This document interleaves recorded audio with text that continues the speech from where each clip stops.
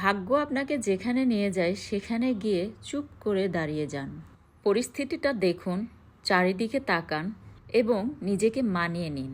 নিজেকে বলুন, এটাই আমার নিয়তি, আর এখানেই আমাকে থাকতে হবে, আর এখানে আমাকে বাঁচতে হবে। যদি আপনি সেখানে টিকতে না পারেন, তারপরেও আল্লাহ তাআলার জন্য ধৈর্য সহকারে সেখানেই বসে থাকুন এবং আপনি মাথায় রাখেন যে আল্লাহ তাআলা একদিন সব ঠিক করে দেবে। আপনি ঠকে যান, ঠকতে থাকুন, দেখবেন একদিন ঠকতে ঠকতেই জিতে যাবেন। একদিন দেখবেন আপনার ইনশাআল্লাহগুলো আলহামদুলিল্লাহতে পরিপূর্ণ হয়ে গিয়েছে।